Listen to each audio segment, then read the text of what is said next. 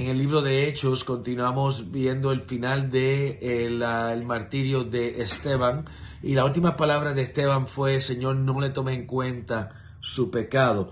Y dice que Saulo era uno de los testigos de lo que estaba ocurriendo, y el capítulo 8, entonces vemos que se desata la persecución de la iglesia. Lo que el Satán quiso para mal, Dios lo torna para bien, pero comienza el esparcimiento del evangelio a través de todo el Medio Oriente. Y dice que el versículo 3, que Saulo asolaba la iglesia, entrando por las casas, arrastraba a hombres y mujeres y los entregaba en la cárcel.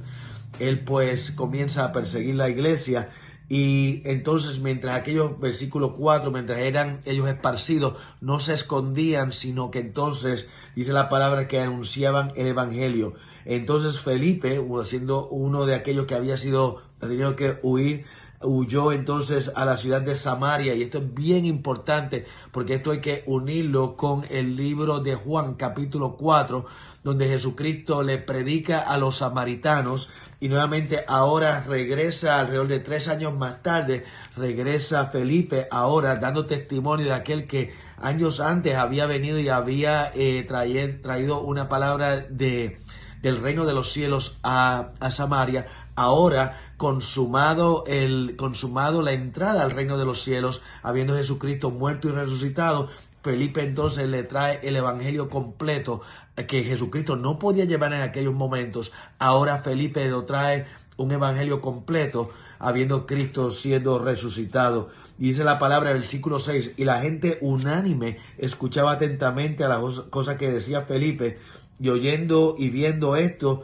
las señales que hacía. O sea que había un avivamiento en Samaria, no en donde estaban los judíos, sino que estaban los samaritanos, que eran los mestizos, vamos a llamarle. Allá era que Dios se estaba moviendo.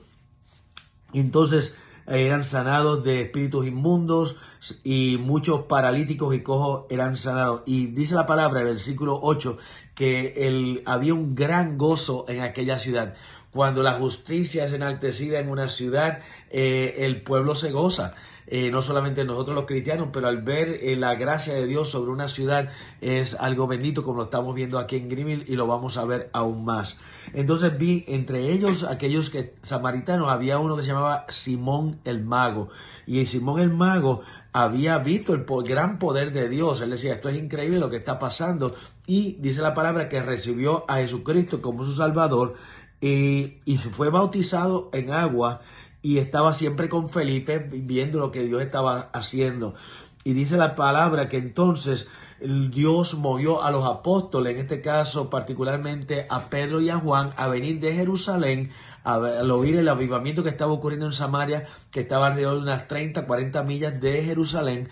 Van entonces los apóstoles a Samaria, y dice la palabra que en el versículo 15 que oraban por ellos para que reciban el Espíritu Santo, porque todavía sobre ellos no había descendido el Espíritu Santo, porque solamente habían sido bautizados en el nombre de Jesús, solamente habían sido bautizados en agua y en el cuerpo de Cristo, pero todavía no tenían el bautismo del Espíritu Santo. Versículo 17, entonces le imponían manos y recibían el Espíritu Santo.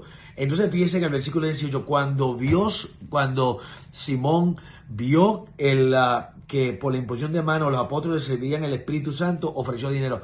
Importante, hay señales que siguen el bautismo y la llenura del Espíritu Santo, sea un quebranto, sea una erupción